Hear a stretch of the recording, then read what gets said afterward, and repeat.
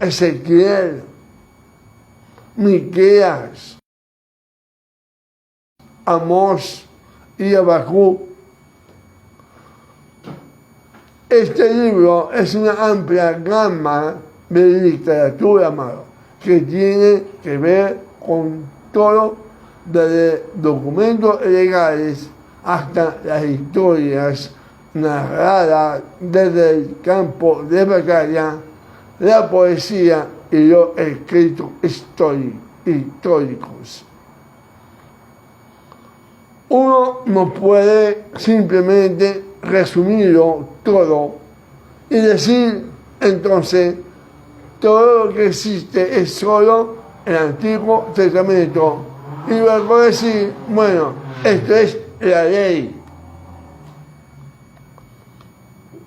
En el Brit Hadashah, por ejemplo, en el Nuevo Testamento, tenemos por igual una variedad de tipos literarios.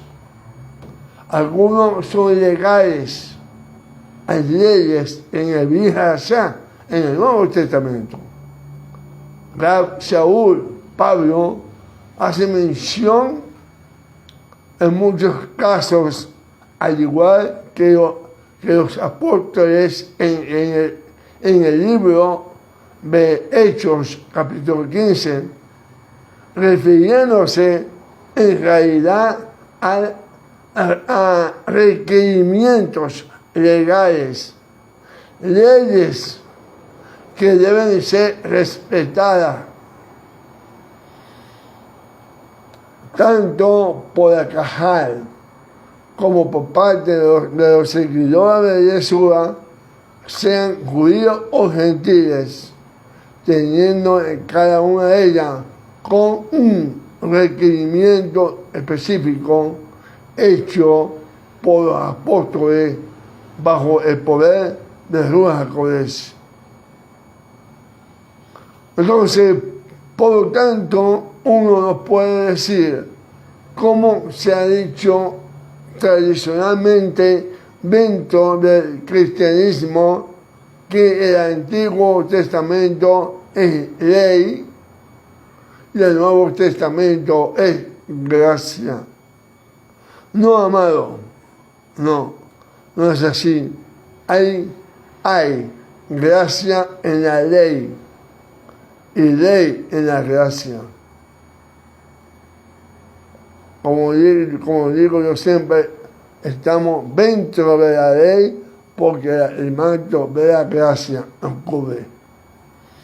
Así que recibimos de Jesús HaMashiach eso, amén, la ley y la gracia también.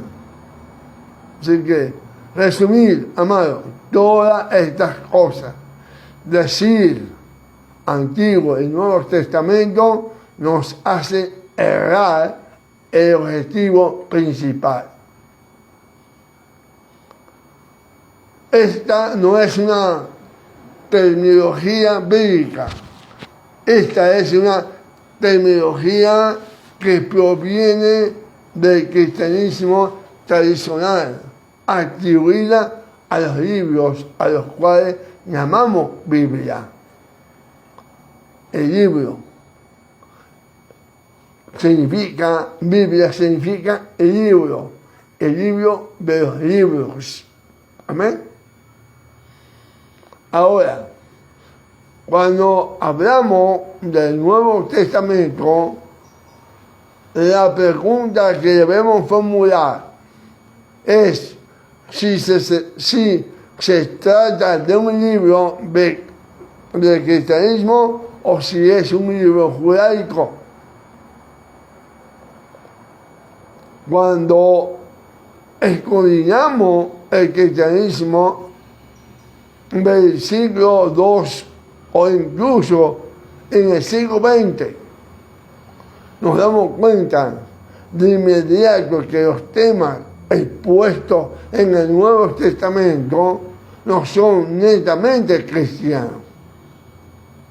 No están relacionados con problemas eclesiásticos. No está relacionado con asuntos con la Santa Sede allá en Roma, o con el mismo Papa, con los arzobispos y otras cosas por el estilo, puesto que estas son características netamente cristianas. Es así. Tampoco las festividades políticas o dogmas del cristianismo están mencionadas concretamente en el Nuevo Testamento. Todos los temas aludidos en el Nuevo Testamento están involucrados con el ámbito judío del primer siglo. Por ejemplo, uno de los principales tópicos a los que el rabino Shaul Pablo hace referencia en casi todas sus cartas fue qué hacer con los gentiles. ¿Debían ellos guardar la ley de Moisés o no? ¿Debían circuncidarse o no? Y déjame decirle que esto no es un problema de la iglesia. Los judíos hicieron esta pregunta y los judíos respondieron bajo la inspiración de Hashem y de la Ruach HaKodesh. La estructura del Brit Hadashah del Nuevo Testamento es la estructura del judaísmo, lo que llama la iglesia primitiva. Era una congregación, una cajal judía, porque todos eran judíos en el primer siglo, cuando estaban en vida, aunque está vivo, nuestro Mashiach Yeshua. Pero cuando estaba aquí en la tierra, era totalmente, su estructura era judaica. En realidad, Adonai, con su visión poderosa, convenció al apóstol Kefa, Pedro, para que fuera a predicar a los gentiles, a Cornelio y a toda su casa en Cesarea. Adonai no mostró claramente esa visión a los apóstoles, que los gentiles eran parte de su misión. Esto tenía que darse al final del ministerio de Yeshua, antes de ascender al cielo y después de su resurrección. Entonces él envió a los apóstoles a todas las naciones. En otras palabras, durante los 3 años en los cuales enseñó a sus discípulos, el pueblo de Israel discutía con los fariseos y los saduceos. No, durante estos 3 años no tenemos ningún registro bíblico en el cual nos señale que Yeshua le dijera: oíd al profeta de Israel. Isaías dice, mi casa será casa de oración para todas las naciones.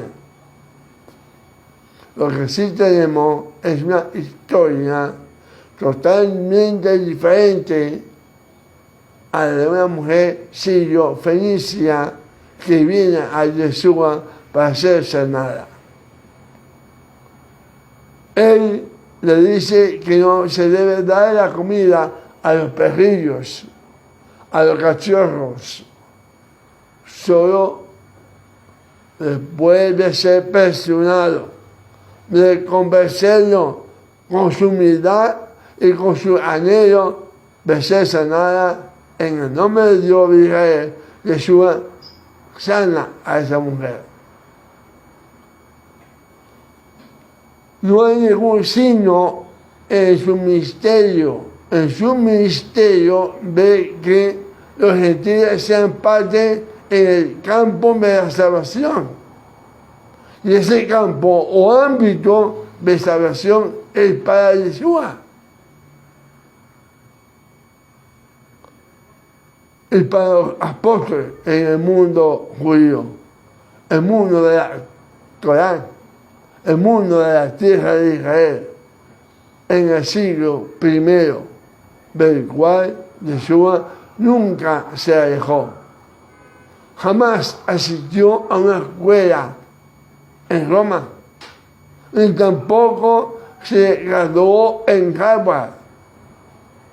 La cuestión es, amado, ¿el Nuevo Testamento es un libro judío? ¿Sí o no?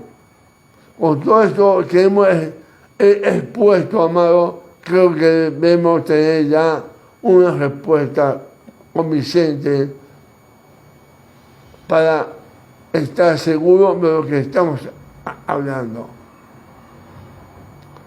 Si es un libro judío, para poder entenderlo, entonces necesitamos colocarlo en su lugar, en la vida real, regresarlo a su entorno histórico, lingüístico, cultural y religioso. Creo que esta es la única forma por la cual podamos entender el Nuevo Testamento y su significado verdadero para nosotros hoy día.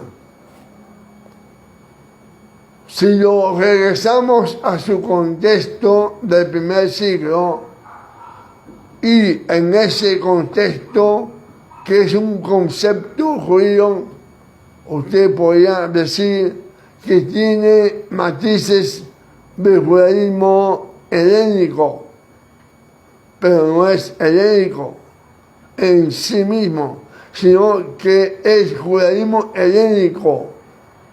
Una de las tantas limitaciones culturales en las que está sumergida la tierra de Israel en esa época.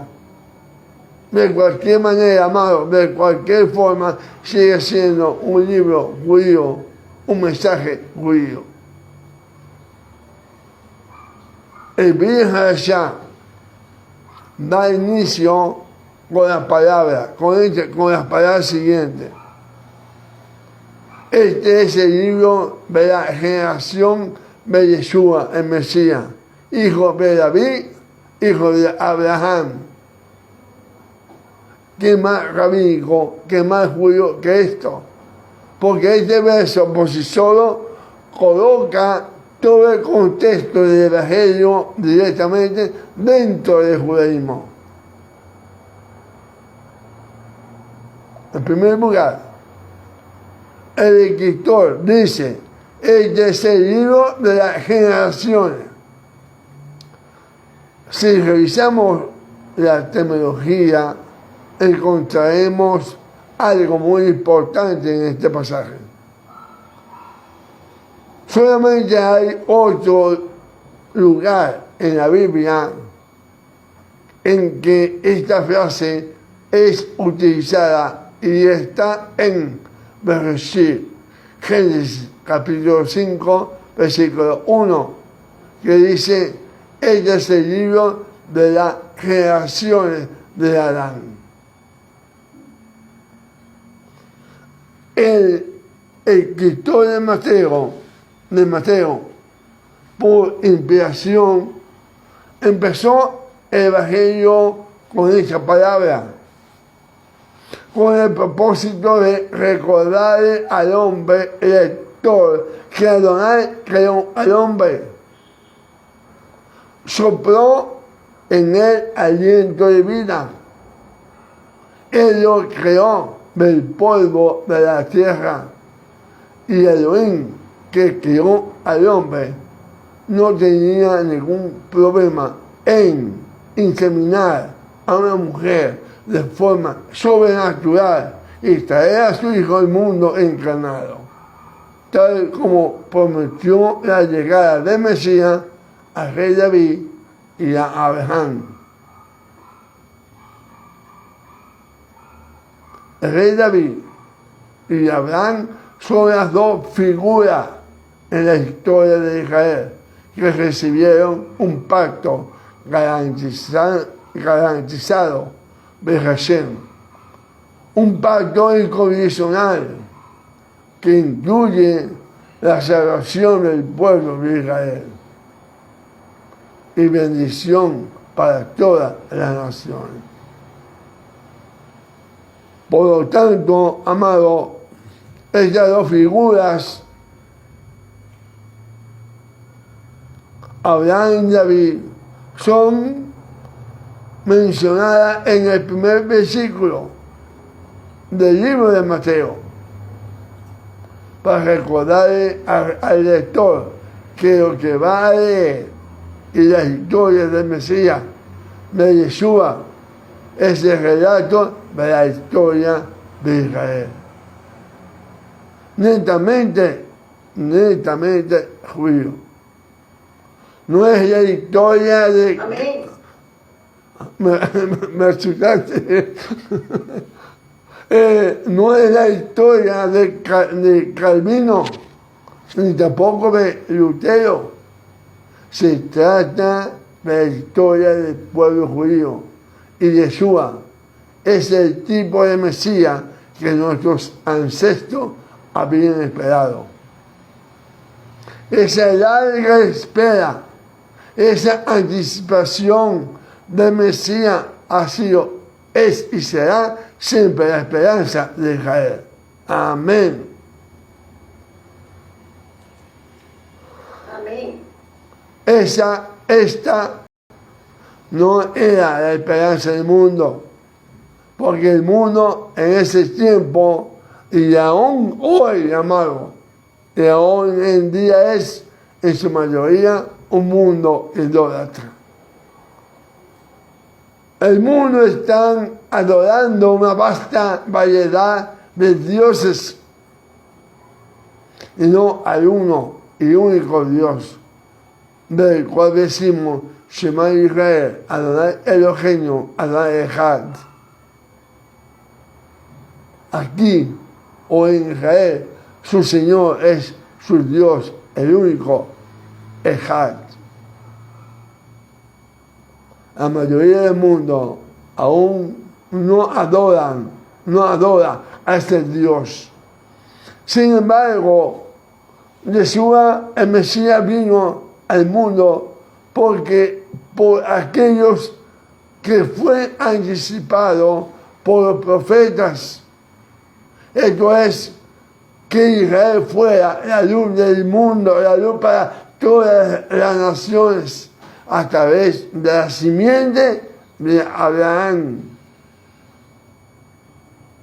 Por lo tanto, es importante y mucho más importante para nosotros si realmente queremos conocer la verdad y comprender cuál es la voluntad de Hashem. Aceptar aquí que estamos lidiando con un libro judío. Estamos delante de un libro que en su esencia profunda, en su lenguaje, en su teología y en su mundo conceptual, es un libro judío. Para que podamos entenderlo, tenemos que regresar al siglo I y tratar de comprender el significado de sus enseñanzas, de sus palabras, de las afirmaciones de Yeshua, cuál era el significado real de la argumentación en los conflictos entre los fariseos y los saduceos, dentro del contexto bíblico del pueblo judío durante el siglo I. Solo entonces podemos estar seguros de tener un concepto bíblico de la fe, la gracia, la esperanza, la vida eterna y la salvación. Ahora, ¿cuáles herramientas tenemos para auxiliarnos para ver el mundo de Yeshua HaMashiach, el mundo judío del siglo I? ¿Cuáles herramientas tenemos a nuestra disposición para lograr ese objetivo? En primer lugar, tenemos lo que mencionamos anteriormente acerca del Antiguo Testamento. Esto es el libro sagrado que Jesús leyó en la sinagoga de allá en Nazaret. El libro al cual él hace mención una y otra vez delante de sus oponentes. El libro sobre el cual Pablo comenta lo siguiente, que dice: toda la escritura es inspirada por Hashem para corregir, reprobar, enseñar y para instruir. Es en este libro donde afirmamos, donde nos encontramos con esta afirmación del rabino Shaul. Es este el libro que utilizó para mostrar a la sinagoga de Tesalónica, a la sinagoga de Corinto, que el Mesías había llegado.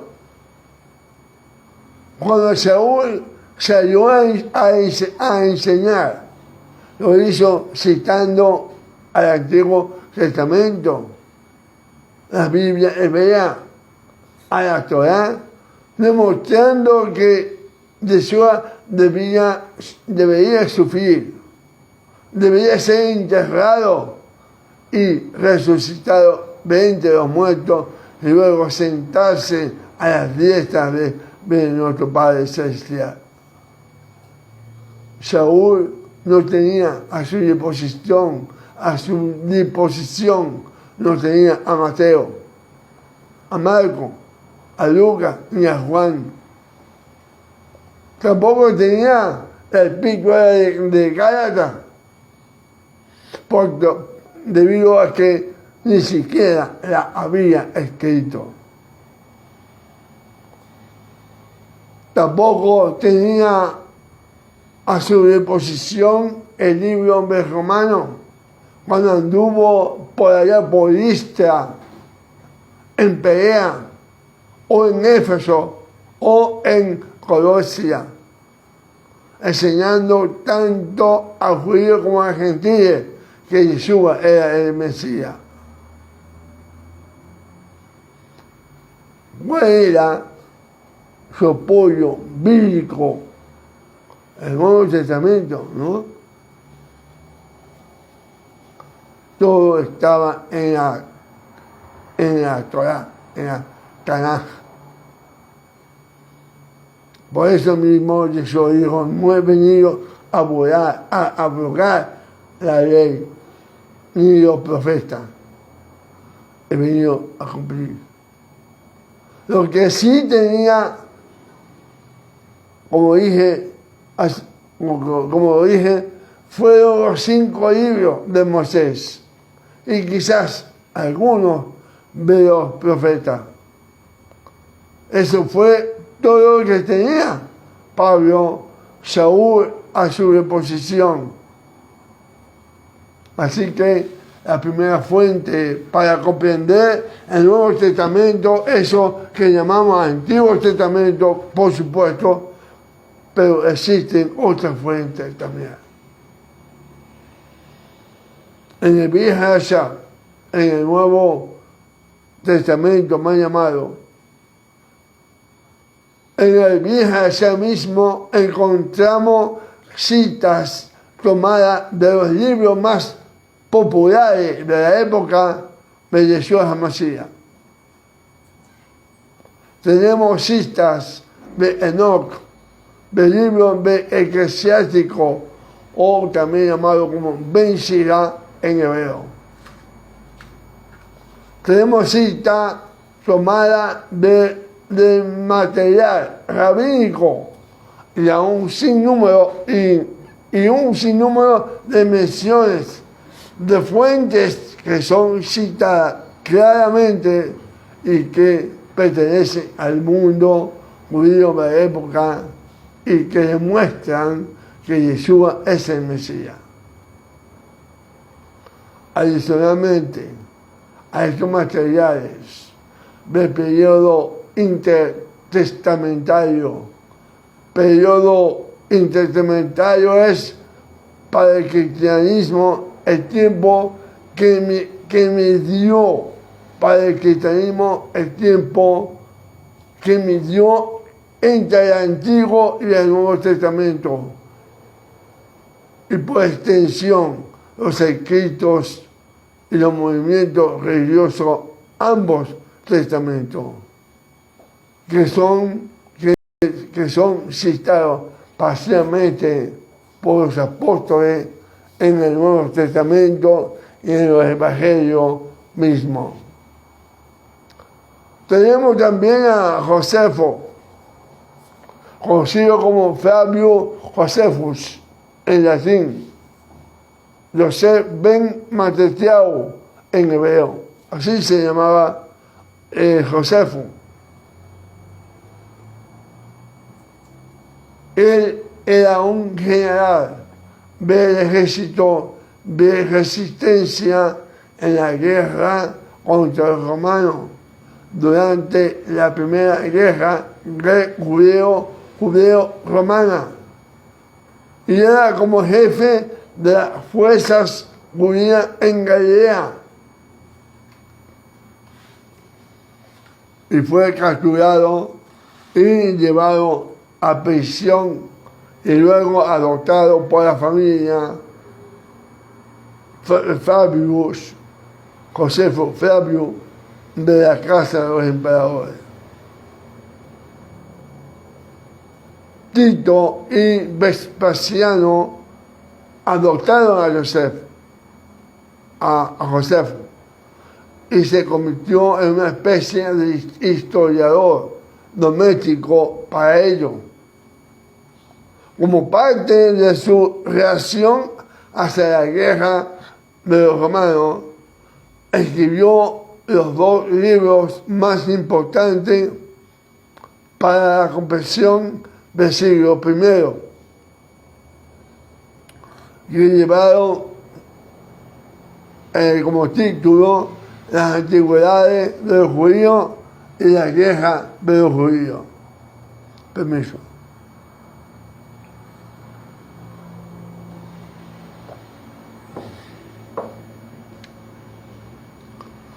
Después de Josefus, tenemos pues, por supuesto, un periodo de inactividad. Pero surge alguien importante, surge Judá Anasí, Judá el príncipe, un rabino de la tierra de Israel, que vivió en Galilea.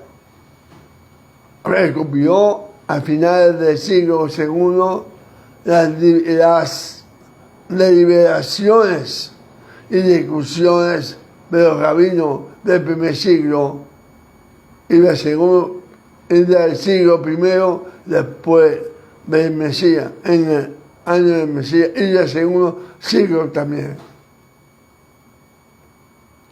Hizo esta recopilación con el propósito de preservar esas deliberaciones, discusiones y explicaciones de cómo los rabinos llegaron a la conclusión del aspecto práctico acerca de guardar la ley en la realidad posterior al templo. Porque caído, destruido el templo, hubo realmente un cambio total en lo que se respeta a la ley como tal.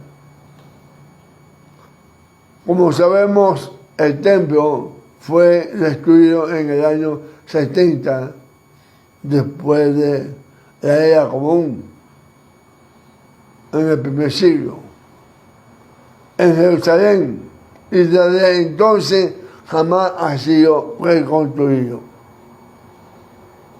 Después de la destrucción del templo ocurrió la famosa revuelta de Bar Kokhba y el pueblo judío fue duramente expulsado.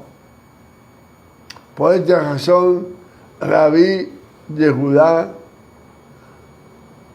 consideró que era pertinente recoger estas deliberaciones legales, las cuales encuadrenó en lo que se conoce como hoy por hoy la Mishnah. Acuérdense que yo dije al principio que íbamos a ver cosas para irnos preparando para el siguiente estudio.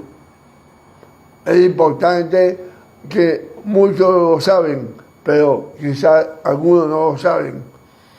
Y que debemos poder llevar una idea, un objetivo único para que podamos avanzar en este estudio que estamos realizando.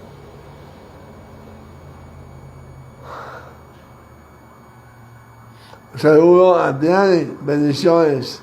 El Señor la guarde y la bendiga. Bienvenida. Bien, entonces, la palabra Mishnah se deriva de una palabra hebrea. Yo había puesto acá, a ver si me la ven. La primera es Mishnah Ismo, ¿ok? Para que vayan siguiendo. Lisno, que significa estudiar o discutir. Esto se hace con los estudios hechos por los rabinos concernientes a las leyes, en especial a las posteriores al judaísmo del templo.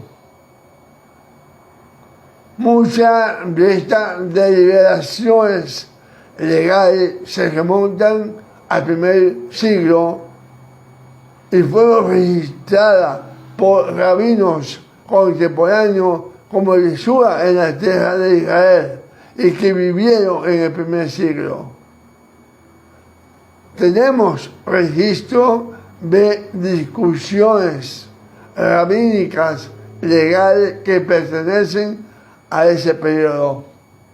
Esto es la Mishnah.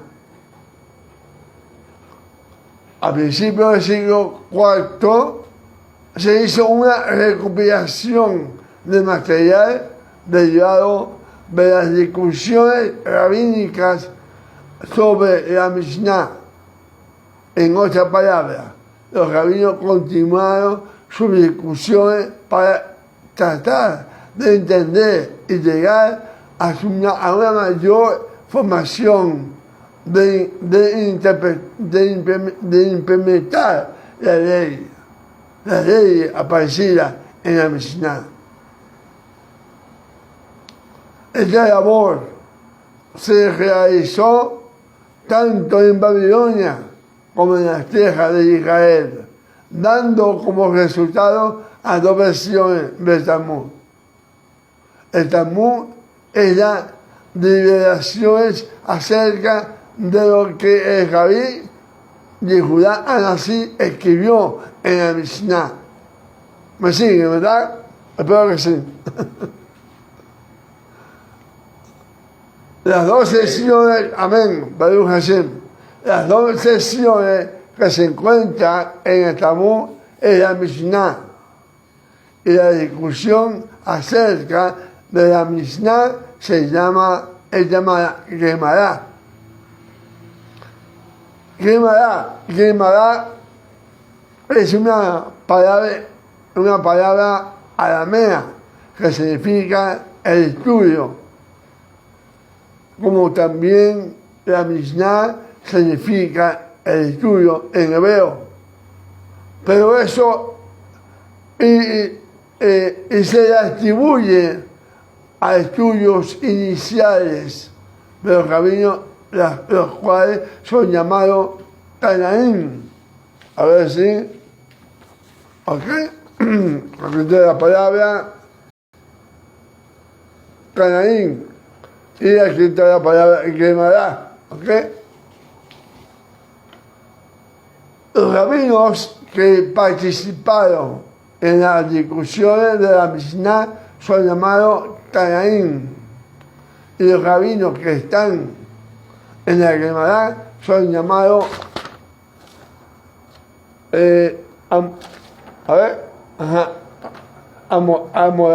Amoraim. ¿Okay? ¿Se ve, no? Ok.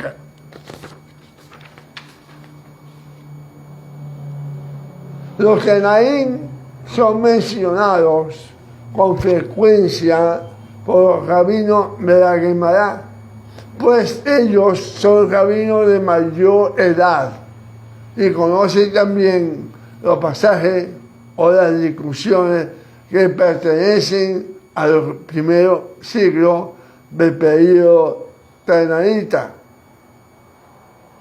Hay otros libros, la llamada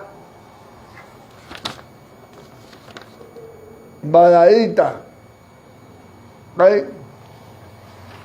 Se refiere a las enseñanzas que están fuera de los 6 órdenes de la Mishnah, que no están son discusiones que no están en como deliberación sobre la Mishnah, están fuera de la Mishnah.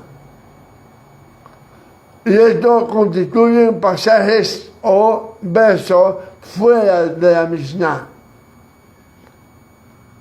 que han sido preservados en la tradición judía. La mayoría de ellos, aunque algunos están escritos ya. Así que, amados, en el Talmud tenemos muchos pasajes que pertenecen a la época de Yeshua.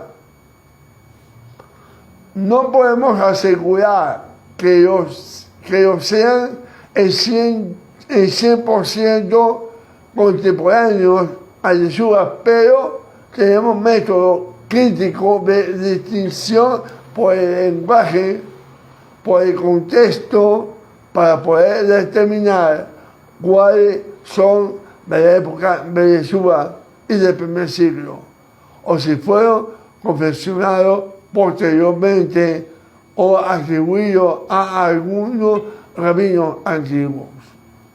Sin embargo, esto no debe preocuparnos ni alejarnos de nuestra comprensión del Talmud como un documento muy valioso para el entendimiento de la historia del Nuevo Testamento de Biblia. Esto, por supuesto, cuando tomamos en consideración las diferentes posibilidades de usos e interrelaciones actualizadas de los rabinos del Talmud. De tal modo, en el Talmud encontramos pasajes relevantes, y discusiones relevantes que describen realidades que fueron contemporáneas al rabino Shaul, el apóstol Pablo, y con el mundo de Jesús Hamashiach en el primer siglo.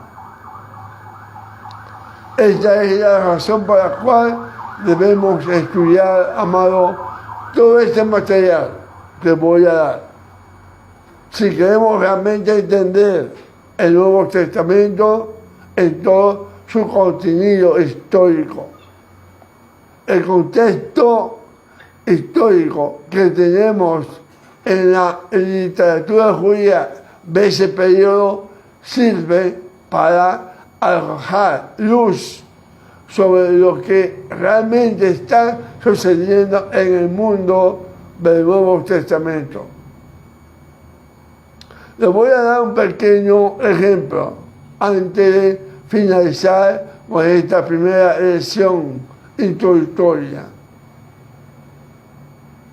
En el libro de Hechos se puede ver que el rabino Saúl, el apóstol Pablo, participó en la muerte de Esteban, ¿verdad? Sosteniendo las ropas de los que lo llevaron fuera de la ciudad para ser apedreado. La impresión que deja en algunos lectores del libro de los Hechos es que Pablo era el encargado de vigilar las ropas de aquellos que iban a apedrear a algún condenado. Estas personas realizaban ropas y sombreros, quizás eran túnicas, eran turbantes, la depositaban a los pies de este vigilante para luego ir a apedrear al condenado, en este caso a Esteban. Más adelante, mientras continuamos con la lectura, Pablo se llama a sí mismo el principal de los pecadores, a causa de este hecho de haber estado presente y de haber guardado las ropas de los que iban a apedrear a Esteban. Aquí él reconoce que el hecho de ver a Esteban apedreado fue un evento traumatizante que lo condujo a un profundo sentimiento de culpa, que en realidad nunca pudo desechar ese sentimiento en su conciencia. Siempre llevaba el sentimiento de culpa. Años más tarde aún sigue mencionando este tema, este suceso. Ser alguien encargado de cuidar ropaje no debería hacer que esa persona se sintiera culpable. Para que podamos entender el significado de esto, necesitamos acudir al Talmud. Necesitamos ver en dónde todo el procedimiento se explica con claridad. Los detalles involucrados, como el condenado era llevado fuera de la ciudad para ser apedreado, y la labor que este guardador de ropa tenía durante la persecución y ejecución del acto.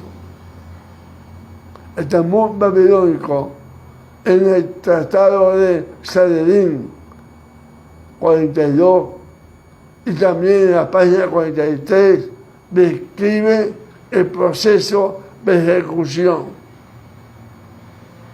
Nos dice que cuando una persona era llevada a la corte para que fuera condenada a morir, apedreada, si era en Jerusalén, debía ser sacada fuera de los muros de la ciudad. Entonces había un hombre montado sobre un caballo, quien se colocaba en una colina, a un lugar con más elevación en relación con el lugar en donde la ejecución iba a ser llevada. Algo parecido a un precipicio de donde una persona pudiera ser arrojada también. A este hombre, a caballo o posicionado en una altura determinada le era entregada una pieza de tela. El Talmud dice sudar. Nosotros usamos la palabra suéter, derivada del griego sudarus. Creo que aquí lo tengo escrito, sí. Sudarus. En ocasiones usamos ese suéter en referencia a un tipo de bufanda. Esta persona a caballo opuesta en un lugar más elevado entre el edificio de la corte y el lugar de ejecución era generalmente el creyente, el acusador, mejor dicho, el acusador del caso, o el fiscal, por decirlo así. La razón por la que esta persona tomaba una posesión es sencillamente la no existencia, no había obviamente teléfonos celulares en esa época, que sirvía de comunicación para anunciar la llegada de un testigo nuevo o de una nueva evidencia a la corte de juzgado antes de que la ejecución tuviera lugar. En otras palabras, la corte judía era sensible al hecho de que a última instancia un testigo podía aparecer, podía llegar, o una nueva evidencia podía aparecer, y este testigo dijera: yo he mentido, van a ejecutar a una persona que es inocente, o alguna persona podría aportar una nueva prueba para defender al acusado. El Talmud describe esto en detalle, de cómo el prosecutor o el fiscal podía pararse ahí a caballo en un lugar elevado y agitar el ropaje o el pedazo de tela y detener inmediatamente la ejecución.